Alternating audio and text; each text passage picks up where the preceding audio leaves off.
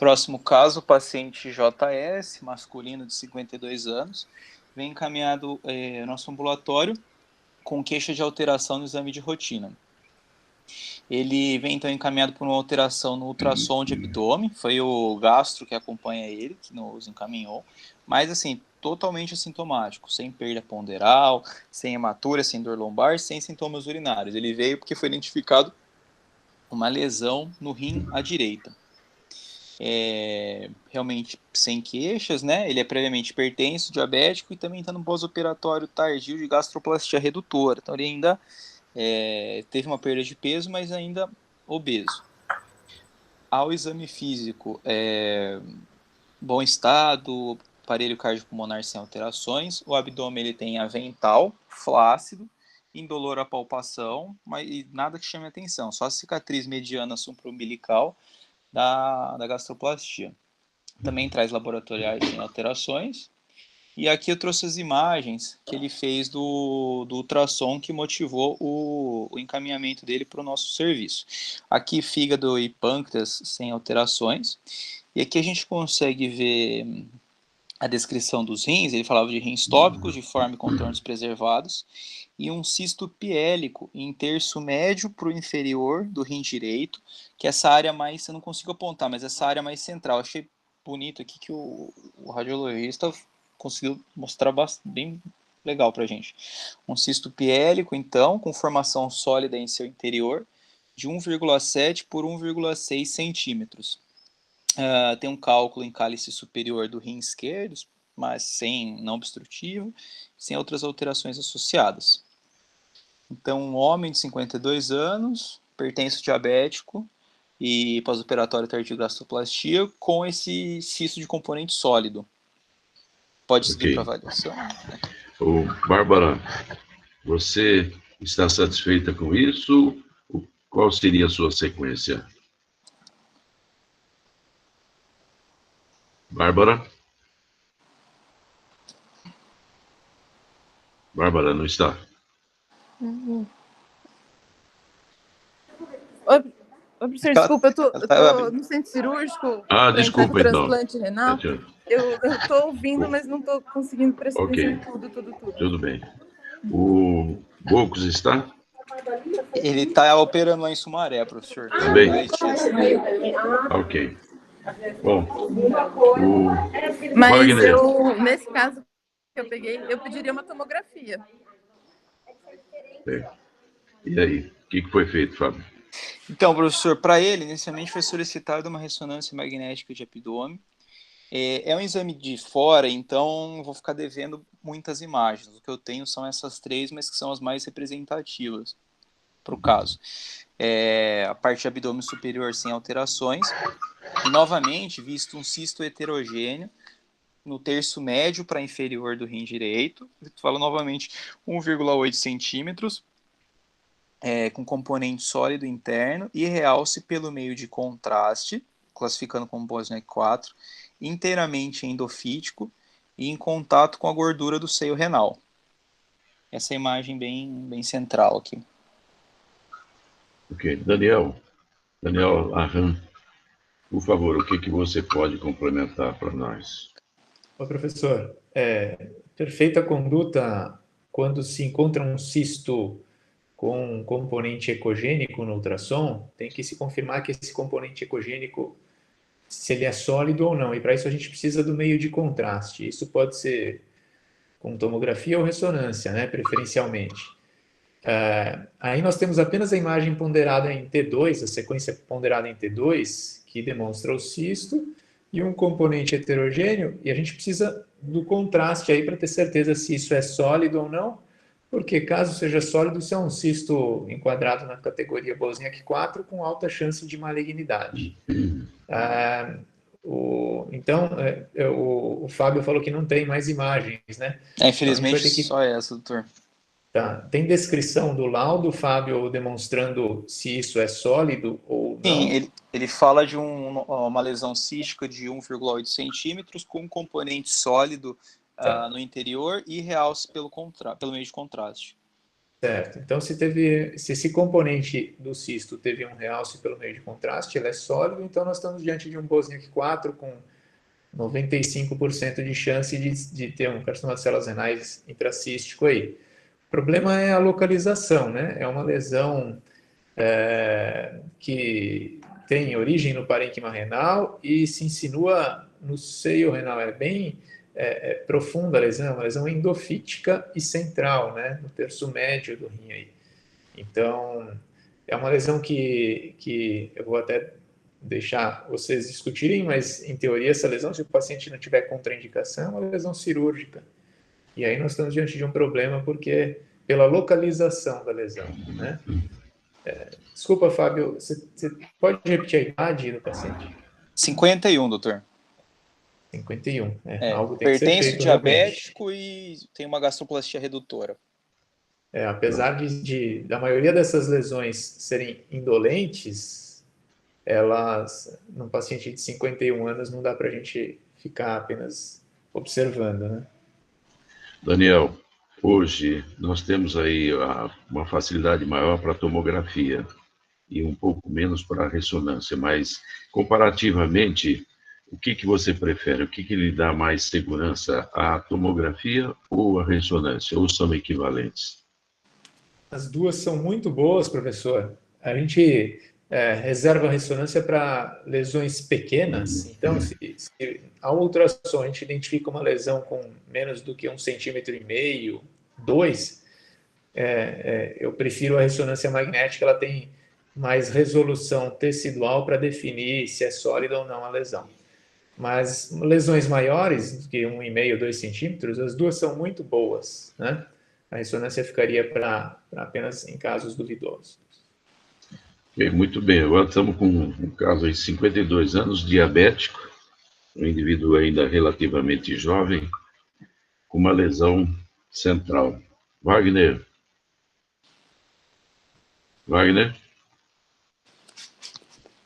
Você está aí? Wagner? Não está? Ricardo Miaoka?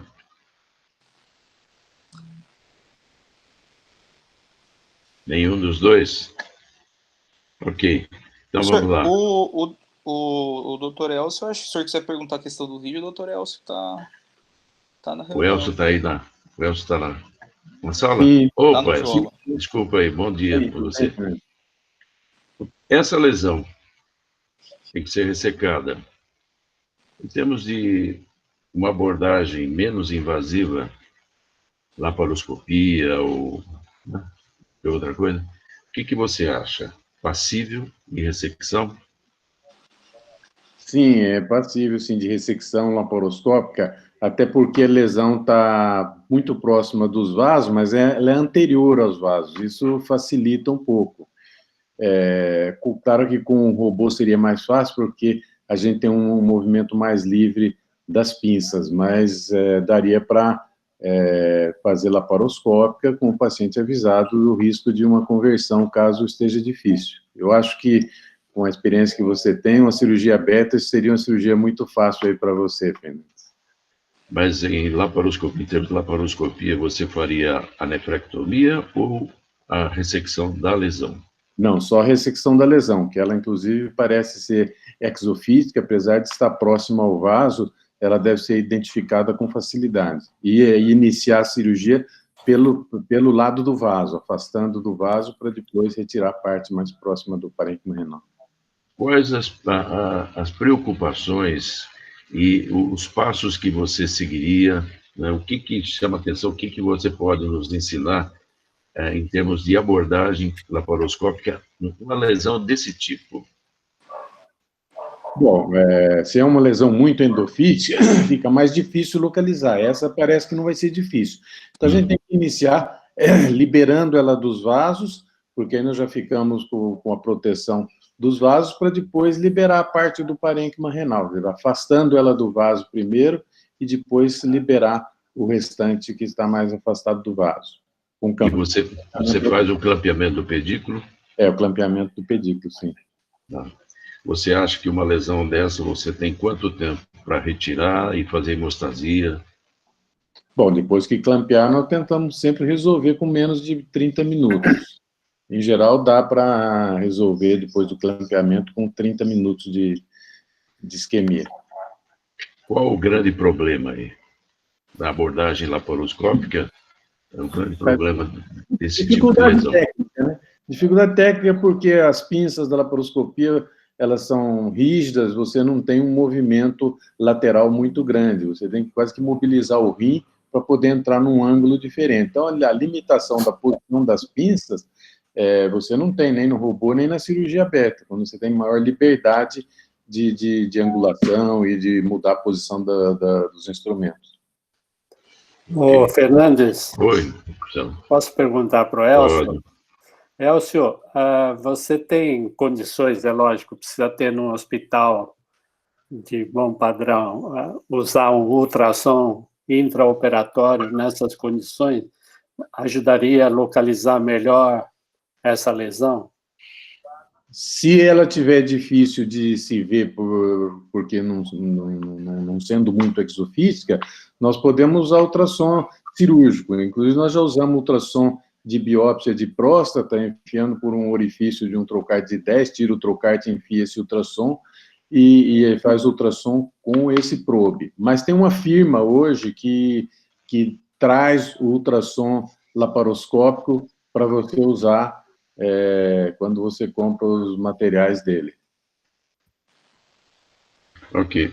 Bira, seria essa conduta, nefrectomia parcial ou radical, e o porquê? 52 anos, diabético. Bom, eu estou, assim, bastante feliz de ver a coragem do Elcio, achar que é um caso que dá para fazer por laparoscopia e que não traria grandes problemas. Eu teria muita preocupação, porque, pelo que eu vi, ele é endofítico.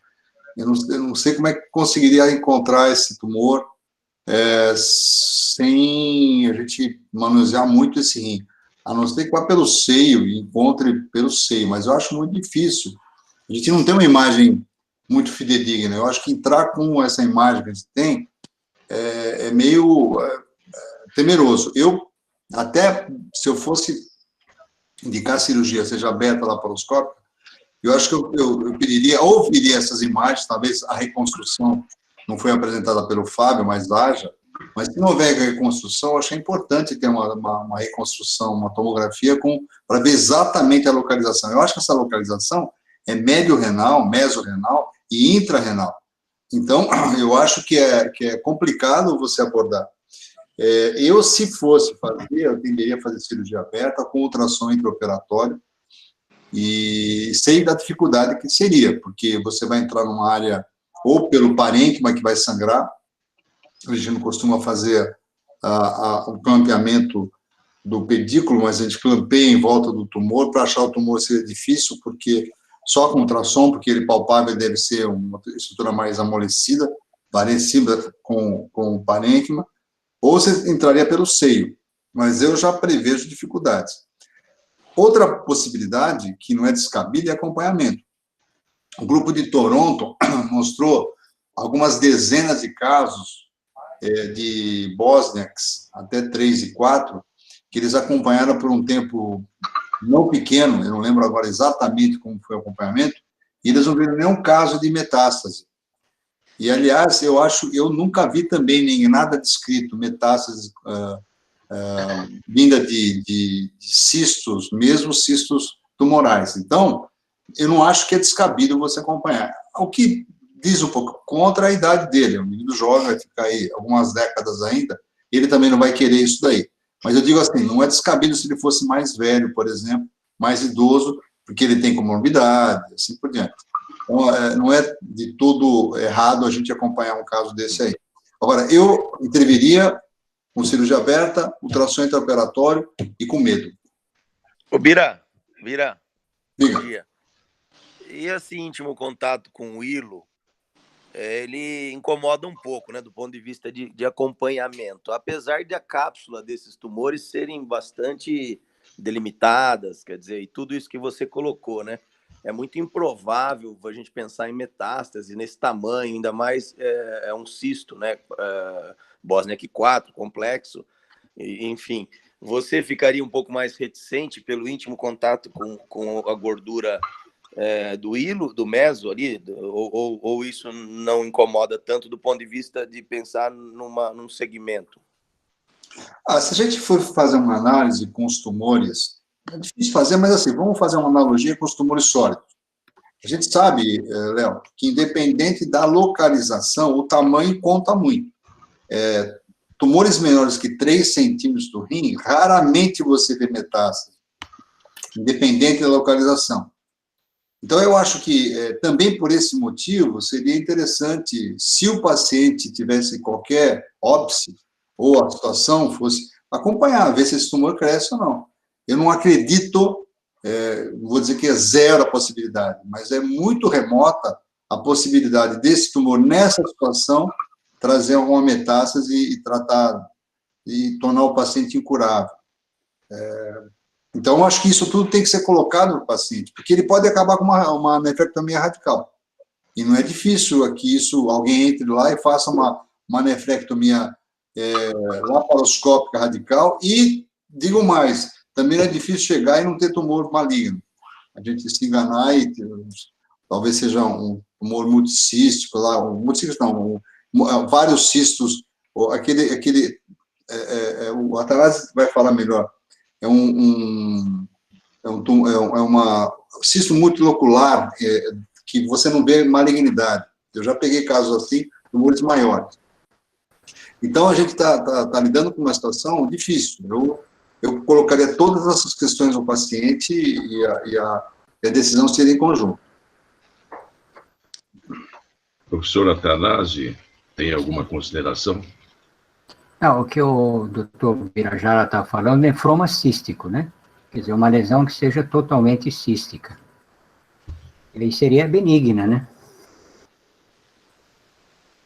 Mas pela radiologia, foi mostrado que tem um componente sólido, né?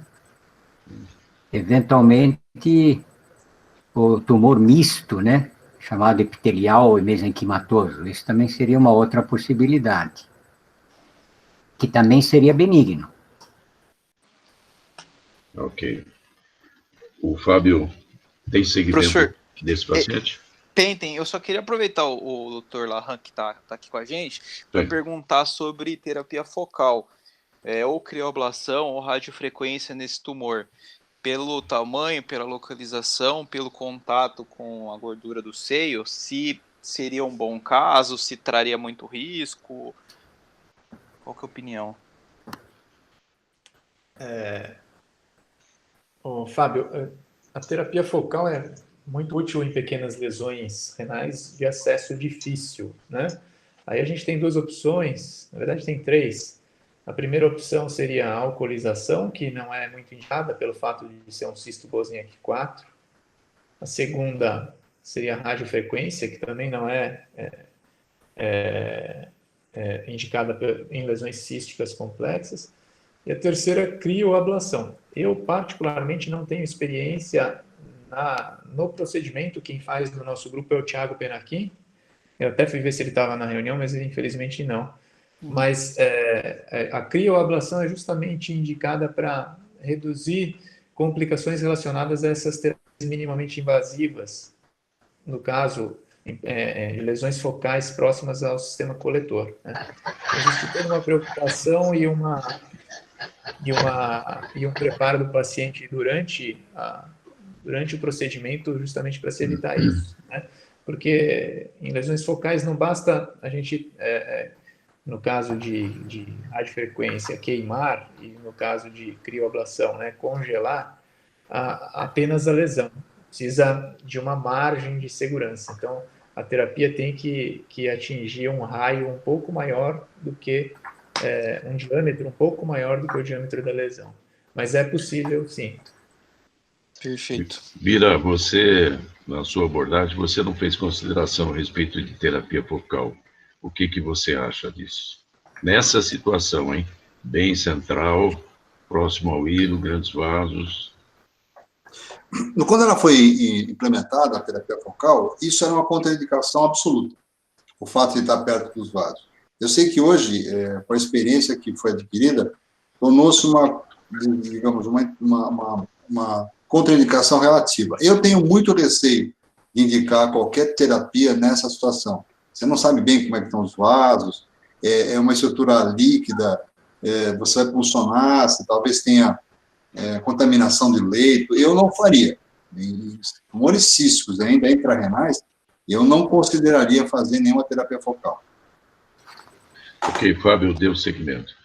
Professor, então, a gente optou por tratar, né, como paciente jovem, com comorbidades, tudo mais, a gente optou por fazer e uma tentativa de cirurgia videolaparoscópica. O paciente foi, então, deixado em decúbito lateral esquerdo, iniciada a dissecção, exposição do rim e tudo mais, e como esperado pela ressonância, um tumor totalmente endofítico, e pela visão do vídeo, a gente não conseguia encontrar o tumor, inicialmente. Então, bem parecido com o que o Dr. Elcio falou, a gente optou por usar o probe do ultrassom, pegamos um portal de 10, colocamos o probe, e aqui a gente consegue ver, né, paciente bem obeso, abdômen avental, e aqui a gente tem a imagem do ultrassom no rim, a gente para conseguir identificar a lesão. Aqui tem a imagem do ultrassom intraoperatório, mostrando a região cística com conteúdo sólido. E a partir daí foi possível demarcar a lesão e ressecá-la. Aqui tem um vídeo, deixa eu ver se vai dar certo. Tá aparecendo aí para vocês? Sim. Aqui é o vídeo, às vezes vai dar umas travadas, peço desculpas. Aqui é o vídeo da gente fazendo no final a ressecção do tumor, né, depois que foi identificado o cisto, aqui a ressecção, retirada da peça.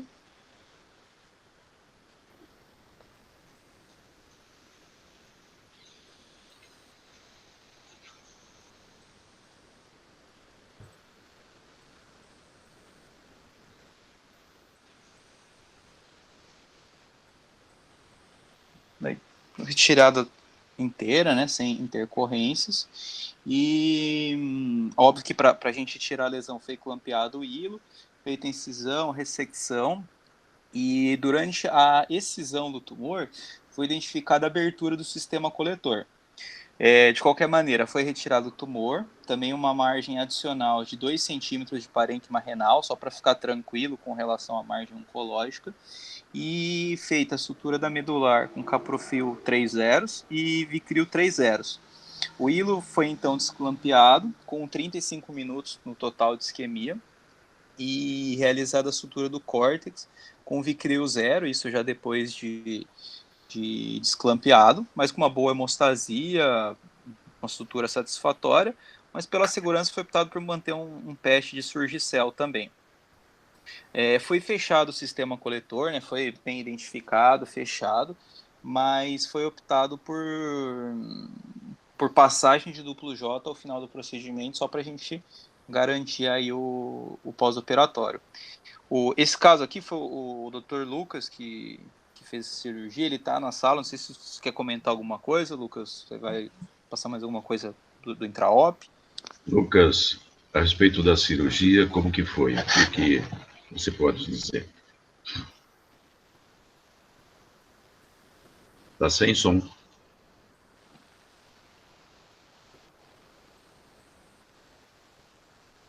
Lucas? Não estamos ouvindo.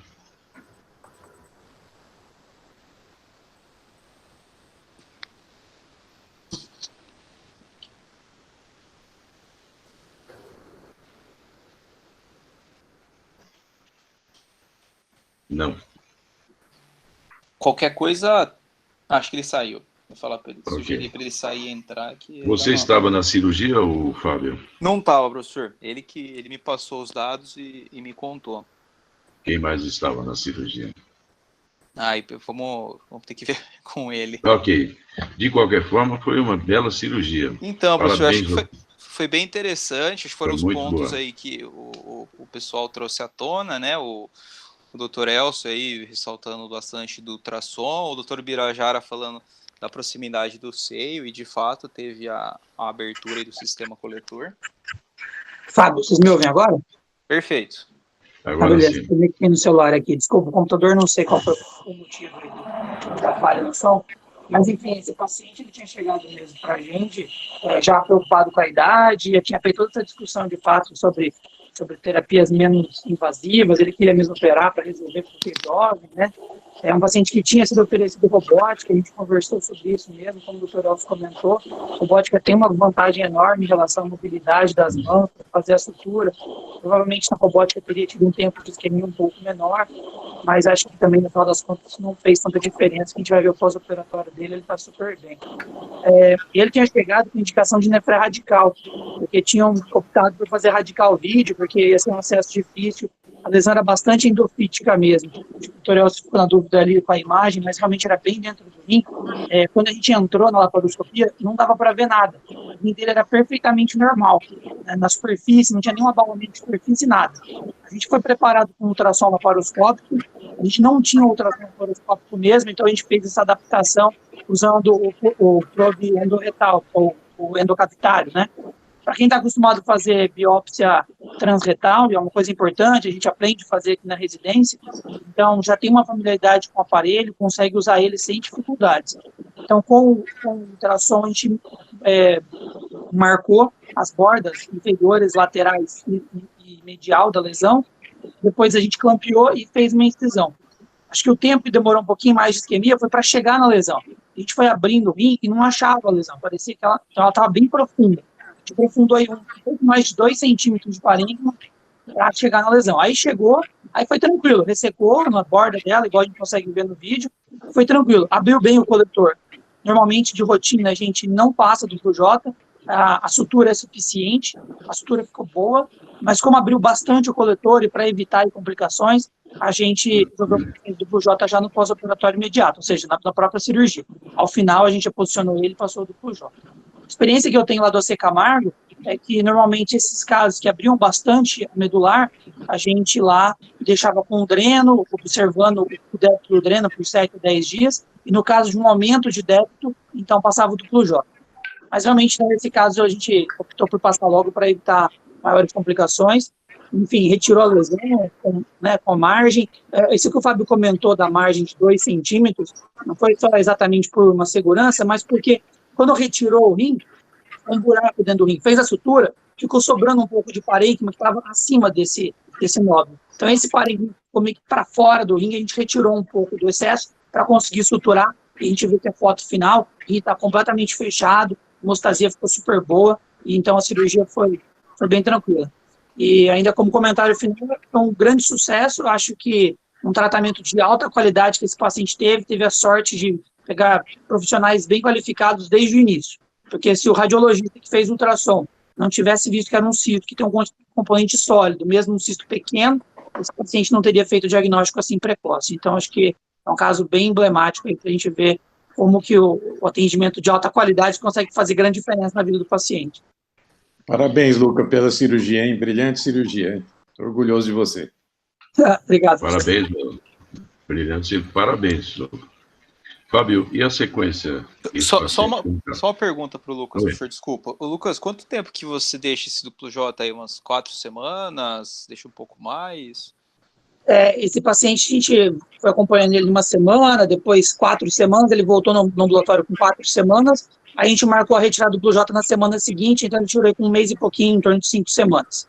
Perfeito, e normalmente na rotina, né, a gente costuma fazer, aí nós vamos discutir esse segmento, normalmente 6 meses, né, mas nesse paciente a gente antecipou um pouco, até para avaliar se não ia fazer alguma coleção depois, então 2 meses depois a gente já fez a primeira tomografia, que acho que você tem, não sei se você tem a imagem aí, mas sim, ficou tranquila.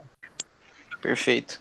Bom, então aqui a peça, né, a cirurgia então durou cerca de 2 horas e meia sob anestesia geral, a isquemia de 35 minutos, sangramento baixo, 150 ml, desculpa, e saiu com catéter duplo J e sonda vesical de demora.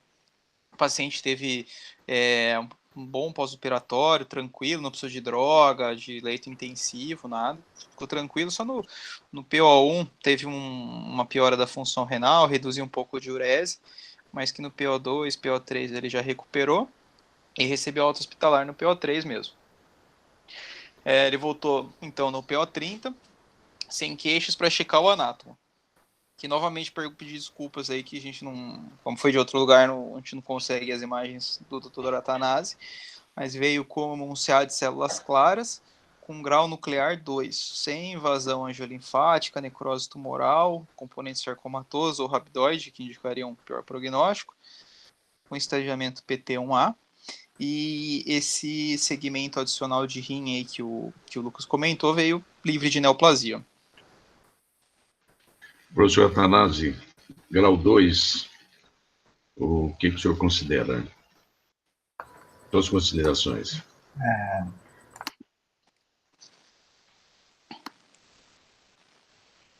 Microfone está... Abre o microfone, professor Athanasi. Estamos sem áudio. Okay. Agora sim. Então, há uma tendência de agrupar, né? O grau 1 com o grau 2 e o 3 com 4. Então, seria um grau favorável. Eu diria grau 1 e 2 praticamente têm o mesmo significado. Então, acho que é de ótimo prognóstico, né? Em termos de grau nuclear.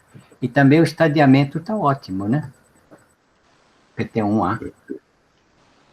Ok. Bira, suas considerações finais desse caso. Bom, final feliz, né? Eu fico, assim, mais tranquilo por ter conseguido fazer uma cirurgia parcial. Eu acho que muitos colegas que não têm a habilidade do Lucas, do Elcio, acabam indicando uma nefrectomia radical nessa situação para resolver o problema. Acho ruim. É preferível fazer uma cirurgia parcial aberta do que uma radical. Nesse caso, para mim, desnecessária, porque laparoscopicamente fica difícil ou robô. Então, acho que tem que fazer o que seria indicado no paciente, não é porque a condição não foi boa. O Lucas teve dificuldade, ele insistiu, mas se ele tivesse que, a meu ver, se tivesse que optar, teria que abrir o paciente e fazer parcial, não fazer laparoscópico, fazer a radical nesse momento.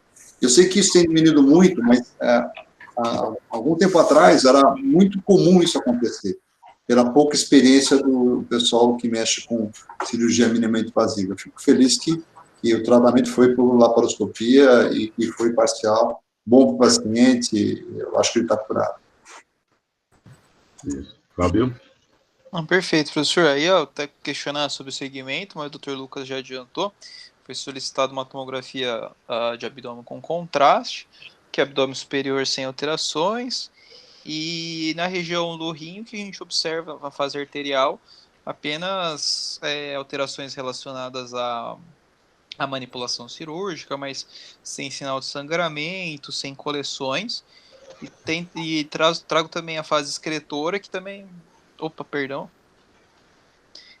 trouxe aqui também a fase excretora, que a gente consegue ver o contraste concentrando bem na pelve e tudo mais, sem sinais de extravasamento, de fístula. Então, acho que um pós-operatório, um desfecho aí bastante favorável, e parabéns aí para o Dr. Lucas, novamente, pela cirurgia, que foi muito boa. Muito boa, parabéns. Continuando, Fábio? É que são... Deu tempo, né? Isso, acho que já são 8h30, professor. Infelizmente, passou rápido. Passou rápido. Bom, muito obrigado a todos, parabéns a todos que abordaram os casos aí, e tenham uma boa semana, que a gente possa nos reencontrarmos novamente na próxima quarta-feira.